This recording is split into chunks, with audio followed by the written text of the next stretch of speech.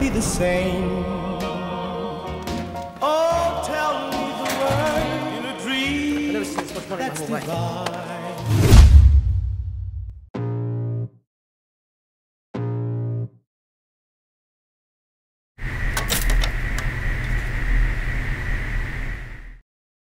Factors like anxiety, millennials, are they work just ethic, having a negative overall?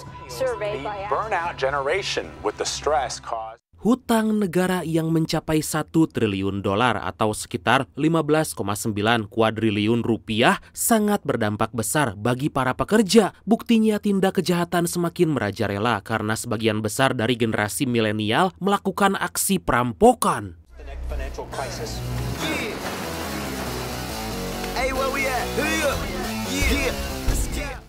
Salah satunya sekelompok pemuda bertopeng ini melancarkan aksi mereka dengan membobol bahkan merusak rumah-rumah para oknum pejabat korup dan orang kaya. Setelah puas melakukan aksinya, mereka segera pergi meninggalkan rumah yang porak-poranda.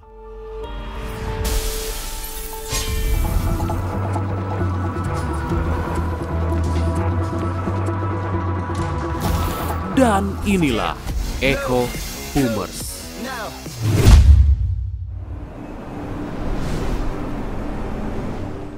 Beberapa waktu kemudian terlihat seorang pria muda bernama Lance yang dipanggil oleh temannya untuk pergi ke wilayah Chicago. Diketahui teman Lance bernama Jack ini mau memberikan pekerjaan yang layak bagi Lance. Dan setibanya di sana, Jack membawa Lance pergi ke suatu tempat dan dari percakapan mereka kita bisa tahu kalau Lance merupakan seorang ahli seni.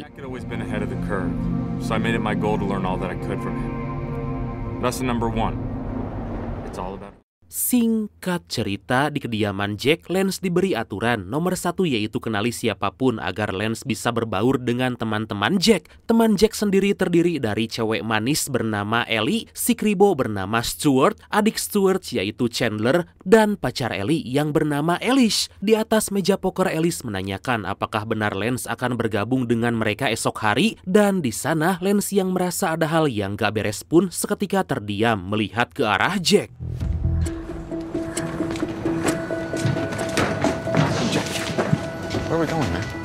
6 jam kemudian, Jack bersama seluruh kelompoknya bergegas masuk ke dalam mobil dan menyuruh Lance mengikuti mereka. Tampaknya kelompok Jack adalah para perampok yang kita lihat di awal film tadi. Di sini Lance belum menyadari kalau Jack and the Gang akan melakukan sebuah aksi perampokan.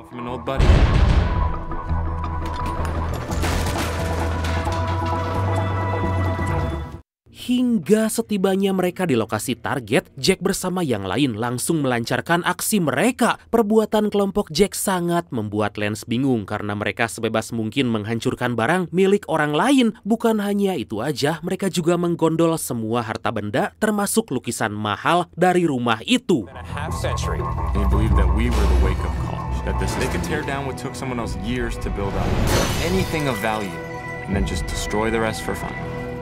Kemudian kita diperkenalkan satu persatu latar belakang dan tugas dari kelompok Jack, dan yang pertama adalah Chandler yang mana dia merupakan mantan tentara yang pernah bertugas di Afghanistan dan kini menjadi sopir. Kedua adalah Stuart, mantan IT yang kini bertugas membobol dan mengurus sistem keamanan target mereka. Selanjutnya adalah Ellie, seorang mantan aktivis yang kini bertugas untuk menjaga kelompoknya agar tetap bersama. And they would just make a sport out of it. I was absolutely speechless. Sementara Elish merupakan pimpinan dari kelompoknya yang gak suka dengan sistem pemerintahan yang ada. Karena peraturan yang kedua saat sistemnya korup, mengapa mereka mau terlibat di dalamnya? Dan alasan Lance dipanggil oleh Jack karena Lance merupakan pakar seni yang bisa mengetahui harga barang atau lukisan langka yang mahal dan tersimpan di lokasi target mereka.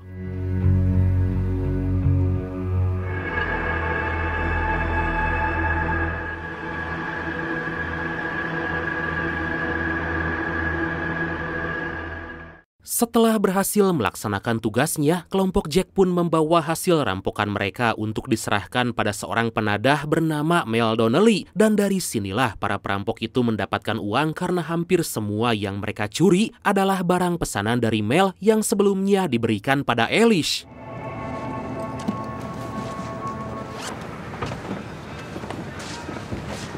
Melihat ada Lance di sana, Mel pun menghampirinya untuk memperingati agar dia tutup mulut tentang apa yang mereka lakukan saat ini. Diketahui Mel dapat mengetahui barang-barang mewah atau langka milik target mereka karena dia punya koneksi dari orang asuransi yang selalu mengirimkan cetak foto barang mewah milik para kliennya yang telah mereka asuransikan.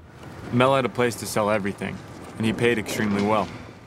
Tapi gak seperti yang kita bayangkan karena ternyata bayaran para perampok itu begitu kecil, hanya bernilai $30.000 atau sekitar 478 juta rupiah lah dibagi 5.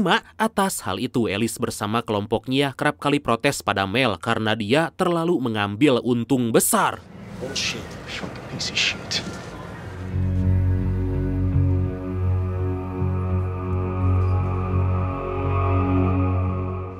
2 jam kemudian, setibanya di kediaman Jack, Lance tampak kesal karena Jack udah menipunya dengan beralibi kalau Lance akan bekerja sebagai seorang pengamat seni di museum. Disitulah Jack meminta maaf karena maksudnya membawa Lance ke sana karena Jack kasihan terhadap Lance yang belum punya pekerjaan hampir 1 tahun lamanya. Agar Lance gak pulang, Jack pun meminta Lance agar ikut berpesta nanti malam.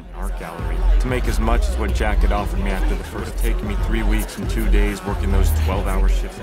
Easy come, easy go. Exactly.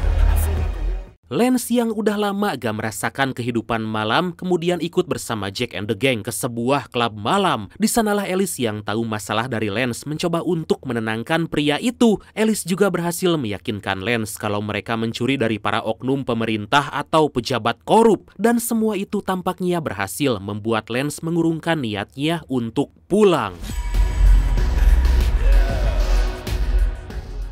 Kemudian Lance diberi peraturan atau pelajaran nomor 3 yang berisi jangan pernah menjawab tidak, yang membuat Lance ikut menelan sebuah narkoboy yang diberikan oleh Jack. Di malam itu Lance yang asalnya gak pernah merasakan hangatnya persahabatan, sangat merasa senang karena persahabatan mereka yang begitu hangat. Karena pelajaran nomor 4 adalah pengalaman lebih baik dari laporan bank.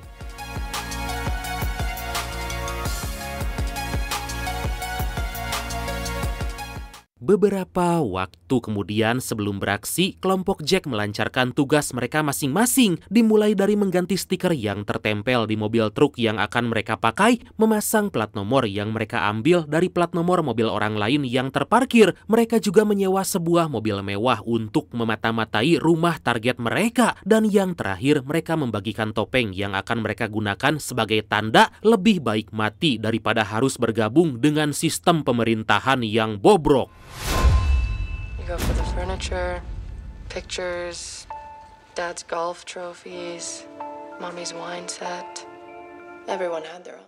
Selain itu, para perampok ini juga punya keunikan tersendiri di mana Stuart yang selalu memecahkan kaca karena di masa kecilnya Stuart punya trauma terhadap kaca. Jack selalu menghancurkan foto dan barang-barang yang berhubungan dengan keluarga karena Jack yang dibuang oleh kedua orang tuanya. Sementara Chandler, dia selalu menghancurkan barang-barang milik anak-anak karena di masa kecilnya dia belum pernah dibelikan mainan atau barang kesukaannya oleh ayah dan ibunya. Wah, perampok barisan sakit hati, sungguh kombinasi yang sangat mematikan. Breaking into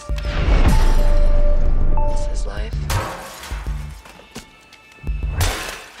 Gak hanya mereka, ternyata Alice selalu menghancurkan barang-barang yang dianggapnya indah karena dia dari kecil gak pernah bertemu dengan kedua orang tuanya dan hidup di panti asuhan. Sedangkan Ellie, wanita itu gak tahan dengan kesombongan dan barang-barang glamor seperti jas mewah, baju mewah, dan tas mahal karena Ellie yang dulunya hidup di tengah kesengsaraan. Berbeda dari yang lain, Lance paling sulit dipahami karena dia belum pernah mengalami masa pahit dalam kehidupannya. Lance hanya mengikuti orang yang mau membawanya melakukan apa yang mereka lakukan sampai dia merasakan sensasi kebahagiaan. But Lance let himself go all in. Lance merasa saat dirinya menyerah itu adalah salah satu perasaan terhebat yang pernah dia miliki. Apalagi saat selesai melakukan tugasnya, Lance selalu melihat rumah target mereka yang menjulang tinggi, membuat dia merasa kecil. Lance ingin tahu apakah orang yang tinggal di sana juga merasakan hal yang sama, karena aturan nomor 5, jika mereka gak mengizinkan kita bermimpi, kita juga gak akan mengizinkan mereka untuk tidur. For different reasons, but for me, it was about the rush. The high, it all felt. Saat kelompok Jack menyerahkan semua hasil curian mereka pada Mel, seketika Mel mengambil sebuah lukisan mewah bernilai $60.000 atau sekitar 956 juta rupiah yang robek. Tampaknya lukisan itu gak sengaja dirusak oleh salah satu kelompok Jack. Mendapat barang seperti itu, Mel begitu marah pada mereka, dan di sanalah Mel yang udah gak percaya lagi pada Alice mengajak Lance untuk berbicara. Pada kesempatan itulah Mel berkata kalau dia gak mau berakhir di penjara hanya gara-gara hal yang sepele. Belum lagi pasti Mel harus memperbaiki lukisan mewah itu dengan harga yang sangat mahal, karena sebelumnya Mel selalu memberi daftar barang dan lokasi dari target mereka pada Alice. Kini Mel memutuskan untuk memberikannya pada Lance dan menyuruh Lance memimpin aksi perampokan. Malam harinya, Jack mengajak Lance berbicara tentang masalah tadi, di mana Jack udah mengetahui akal-akalan dari Mel yang mencoba mempermainkan mereka. Dalam obrolan itu, Jack mengatakan kalau dia punya rencana lain. Mel isn't the only one that's been buying addresses from that insurance agent. Ellis bought their most expensive client. Some paranoid old Jack yang udah tahu kalau Alice punya daftar para pejabat korup dari seseorang yang menyimpan banyak uang dalam berangkasnya. Jack berniat diam-diam mencuri daftar itu dan akan melakukan sebuah aksi perampokan besar. Tapi dalam aksi perampokan kali ini, Jack gak akan mengajak siapapun kecuali Lance. Itu Jack lakukan karena dia udah gak percaya pada siapapun dari kelompoknya kecuali pada Lance. You guys are your best friends. You made this huge deal of introducing them all to me, saying Sontak rencana Jack tersebut membuat Lance begitu marah sebab Jack lah yang membawanya ke sana dan menyuruhnya agar berbaur dengan kelompoknya. Tapi kenapa Jack ini malah berniat mengkhianati mereka dan melakukan aksi perampokan bersamanya? 1 jam kemudian terlihat Lance bersama Jack lagi bermain poker bersama semua rekan-rekannya. Saat itu tanpa diduga tiba-tiba Lance disuruh oleh Alice agar menemani Ellie pergi menemui acara reunian keluarganya. Meski Lance sempat menolak, akhirnya dia pun mau menemani Ellie karena paksaan dari Alice. Okay, I know I took it a little bit far, but I had to. She called, I was really curious to see what she's been up to. Setibanya di sebuah klub malam, semua keluarga Ellie menceritakan pekerjaan mereka yang terlihat begitu nyaman dan bahagia. Semua itu membuat Ellie seketika terdiam dan daripada kedua kupingnya panas, setelah hampir 3 jam mendengar ocehan mereka, Ellie mengajak Lance untuk segera pulang.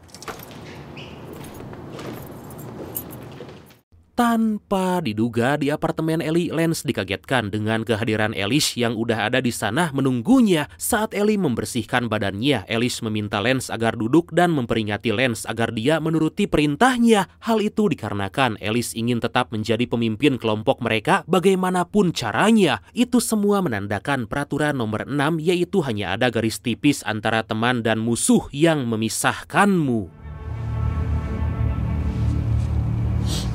Atas kejadian barusan, Lance sadar kalau sifat Alice adalah sebagian alasan dari Jack yang ingin melakukan aksi perampokannya sendiri. Untuk meyakinkan Lance, Jack menunjuk salah seorang pelayan di sana yang gak punya tujuan hidup. Kalau Lance tetap ingin melakukan aksi perampokan di bawah arahan Mel, mereka akan tetap hidup seperti itu sampai kapanpun dan gak akan pernah berubah. Ya, semacam zona nyaman lah istilahnya mah.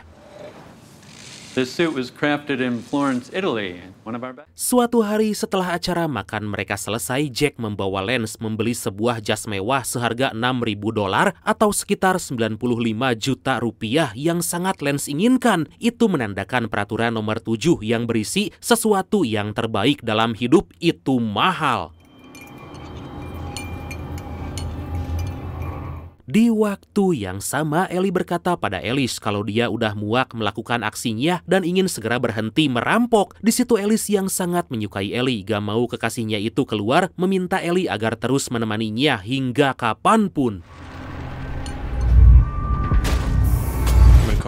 Ellie hanya ingin punya tujuan hidup, bukan hanya terus-menerus melakukan aksi perampokan. Meski mereka dibilang untung besar dalam setiap aksi perampokan, tapi Ellie merasa gak nyaman dan terbukti akibat ulah mereka yang sering melakukan aksinya dengan cara merusak barang-barang para korban. Kini polisi berhasil mengetahui kalau para perampok yang merusak dan merampok rumah pejabat korup adalah berumur 20-an. Hal itu pun membuat Mel sangat marah karena perbuatan mereka yang udah di luar batas.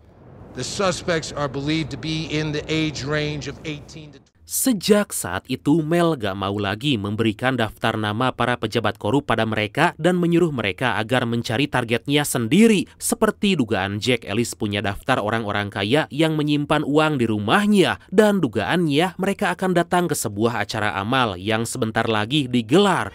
Try to find the guy in the room that everyone's talking. Then you get to it. Pada hari H, Alice and the Gang beraksi di mana mereka menyamar sebagai seorang pengusaha, ahli matematika, ahli seni, dan lain sebagainya. Mereka mendekati orang-orang yang masuk ke dalam daftar Alice. Hal itu mereka lakukan agar mendapat gambaran dan lokasi dari rumah targetnya.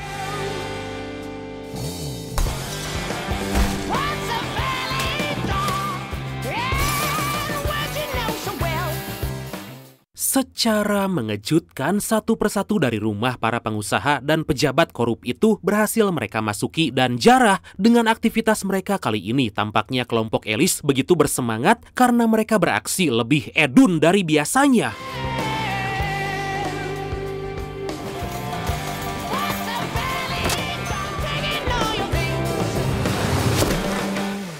Hingga di suatu hari saat Jack dan yang lain hampir beres merampok sebuah rumah, tiba-tiba sebuah mobil berhenti di hadapan mereka. Dengan improvisasinya, Chandler menghampiri pria botak itu beralasan kalau mereka adalah orang yang disewa pemilik rumah untuk memindahkan semua barang-barangnya. Dan ternyata alasan itu masuk akal, membuat pria botak tersebut segera pergi dari tempat itu.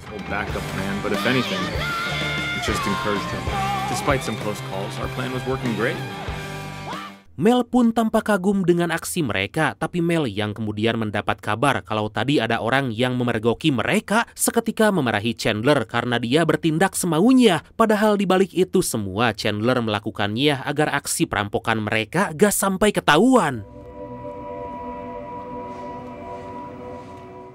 Malam harinya, sketsa wajah Chandler yang sangat jelek mulai tersebar luas di berita, membuat Chandler emosi dan segera ditenangkan oleh Stewart. Yah, beruntung gambar sketsa itu gak mirip dengan Chandler. Gak lama kemudian, Alice yang salah paham dan merasa diremehkan memarahi Ellie yang membuat wanita itu marah. Sadar kalau semuanya salah paham, Alice pun segera menghampiri Ellie untuk minta maaf. Kesempatan itu pun segera digunakan Jack dan Lance untuk menyalin semua file dan daftar para orang kaya yang ada di ponsel Alice ke dalam laptop miliknya. Beruntung sebelum Alice kembali, mereka udah berhasil menyalin semua file yang dibutuhkan. Danny Werdow adalah seorang pengusaha sekaligus anggota diplomat yang punya berangkas penuh uang dalam rumahnya. Uang-uang itu diduga hasil korupsi Danny menggelapkan dana anggaran yang diberikan pemerintah bagi masyarakat. Merasa mereka masih membutuhkan orang untuk mengatasi sistem keamanan di sana, terpaksa Jack pun mengajak Stewart untuk membereskan hal itu. Stewart akan ikut dalam rencana Jack asalkan Jack mau memasukkan Chandler ke dalam kelompoknya demi aksi perampokan terakhir mereka yang harus berjalan dengan lancar. Mau gak mau, Jack pun terpaksa memasukkan Chandler ke dalam kelompok. Tampak jelas rumah Danny langsung mereka amati dengan seksama dan tugas mereka kali ini harus tahu kapan Danny keluar dari rumahnya. Karena di rumah Danny kebetulan gak ada security, Lance pun memberi usulan kalau mereka harus menjarah rumah Danny saat pria itu pergi bekerja. For now. Agar gak dicurigai kelompoknya, mereka berempat masih akan merampok bersama Alice dan juga Ellie. Tapi setelah menunggu lama karena Ellie gak kunjung datang, terpaksa aksi perampokan itu pun mereka batalkan. I'm out. I'm not doing this bullshit. Sorry, dude. Ternyata di malam sebelumnya waktu Ellie bertengkar dengan Alice, wanita itu memutuskan hubungannya karena udah muak mengikuti Alice. Agar Ellie gak membocorkan aksi perampokan mereka, Lance pun menghampiri Ellie membujuknya untuk kembali masuk ke dalam kelompok.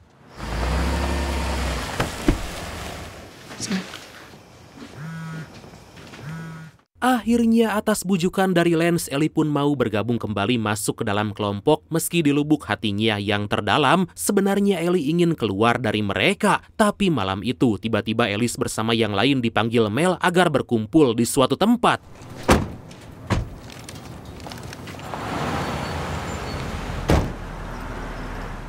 Pada kesempatan itu Mel memperkenalkan algojonya yang kita sebut aja Sanep aja lah ya sesuai request dari bradku yang satu ini. Dan setelah itu Mel yang tahu kalau akhir-akhir ini kelompok Alice udah bertindak curang dengan menjual sebagian barang curian mereka pada orang lain, langsung memperingati Alice and the gang.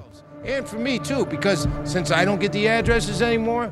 Merasa mereka adalah orang yang keras kepala, Mel pun mengakhiri kerjasama mereka saat itu juga dan menambahkan jika ada orang yang membocorkan aksi perampokan mereka, Sanep akan datang dan membunuh mereka satu persatu. Everything, right? Like me and Teddy over here. Bukannya sadar akan kesalahannya kalau menjual sebagian barang adalah idenya sendiri, Alice malah kembali menyalahkan Ellie. Disitulah Ellie yang udah gak tahan lagi dengan apa yang terjadi memutuskan untuk mengkonsumsi narkoboy hingga gak sadarkan diri. Melihat hal itu, Lance pun mencoba mengabari Alice, tapi Alice yang emosi malah gak peduli dengan Ellie. Gak mau Ellie tewas, Lance, Stuart, Jack, dan juga Chandler bergegas membawa Ellie ke rumah sakit. Peraturan nomor 8 adalah orang yang pasrah adalah orang yang berbahaya. Itulah maksud dibalik kondisi Ellie saat ini. Setibanya di rumah sakit, bukannya menurunkan Ellie, tanpa diduga Stuart malah menendang Ellie keluar dari mobil. Hal itu dilakukan Stuart karena dia takut para polisi akan melemparkan pertanyaan kepada mereka.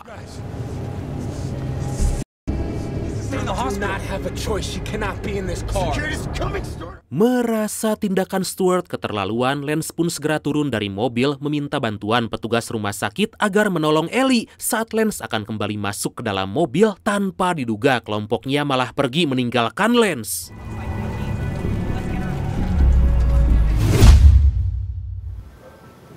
Pack. Singkat cerita, di keesokan harinya, nyawa Ellie akhirnya masih bisa diselamatkan dengan Lance yang masih menemani di samping wanita itu. Di sanalah Ellie yang udah bulat dengan keputusannya berkata pada Lance kalau hari itu juga Ellie keluar dari kelompok. Setelah memastikan kondisi Ellie baik-baik aja, Lance menghampiri Stuart, Jack, dan juga Chandler yang akan melakukan aksi perampokan terakhir mereka. Di tengah perjalanan, Lance sempat berdebat dengan Stuart karena tindakannya semalam. Beruntung sebelum situasi memanas, Jack berhasil menenangkan mereka berdua.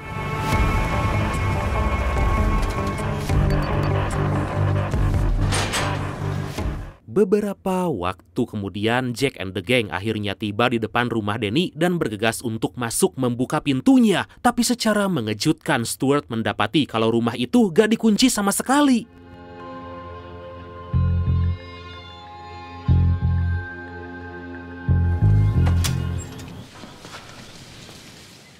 Keanehan itu pun membuat Jack dan kelompoknya bertanya-tanya, apalagi saat mengetahui sistem alarm di sana mati total. Merasa kalau ada orang di rumah itu, Jack pun langsung mencarinya ke setiap sudut ruangan. Hingga setelah beberapa langkah berjalan, Jack menemukan Danny menyeret pria tersebut, memborgol dan menguncinya di sebuah ruangan.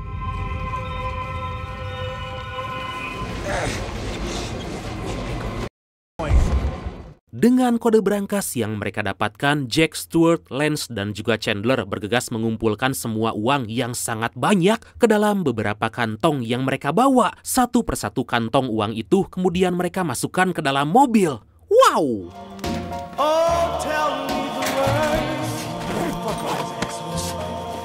In a dream that's divine. jealous.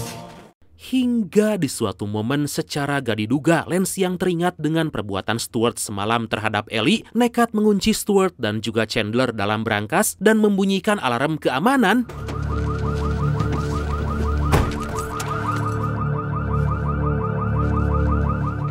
Hal itu pun tentu membuat Jack seketika kaget dan memperingati Lance kalau apa yang dia lakukan bisa membuat mereka berdua di penjara. Dalam perjalanan, Lance menghubungi Ellie agar bersiap-siap dan semua yang dilakukan Lance merupakan aturan nomor 9 yang dimana emosi lebih kuat daripada pemikiran yang rasional. Singkat cerita, setibanya di lokasi Ellie, Jack gak henti-hentinya membahas tingkah bodoh yang dilakukan Lance. Dan benar aja, saat Ellie menghampiri mereka berdua, Alice udah ada di belakang Ellie mendengar perbuatan mereka. Ellie yang kecewa terhadap tindakan Lance tentu gak mau ikut mereka berdua dan lebih memilih tinggal bersama Alice. Dasar wanita. Hal itu pun membuat Lance begitu kecewa karena semua yang dia lakukan sebenarnya hanya demi bisa hidup bersama Ellie.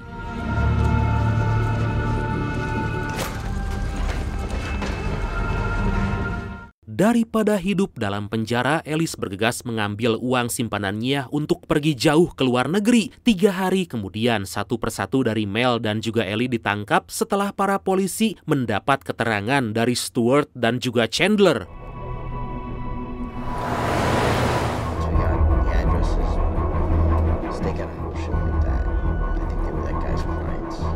Sementara itu di sebuah penginapan, Jack yang melihat Lance khawatir mencoba menenangkan sahabatnya itu agar dia bisa tidur dengan nyenyak. Jack juga berjanji kalau dia akan membawa Lance pergi pagi nanti sebelum matahari terbit demi bisa menghindari para polisi yang pasti mengejar mereka.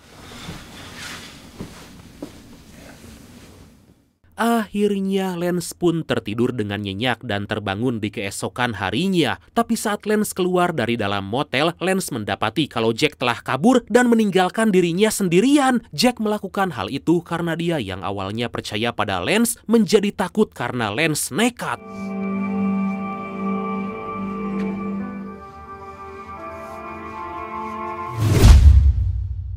Lance akhirnya berhasil ditangkap dan dijebloskan ke penjara karena ulahnya sendiri yang udah bertindak seenaknya. Saat kelompok Lance ditanyai seorang pengacara, terkuak fakta yang sangat mencengangkan di mana Jack dan Alice masih berkeliaran di luar sana dengan hasil rampokan mereka. Itu mencakup peraturan ke-10 yang Lance buat di mana semua peraturan yang sebelumnya dibuat adalah omong kosong. Masing-masing dari Mel, Lance, Ellie, Stuart, dan Chandler dijatuhi hukuman penjara yang berbeda-beda, dimulai dari 12 tahun, 9 tahun, 13 tahun, bahkan ada yang sampai 15 tahun tergantung tindak kejahatan yang mereka lakukan. Dan akhirnya film ini pun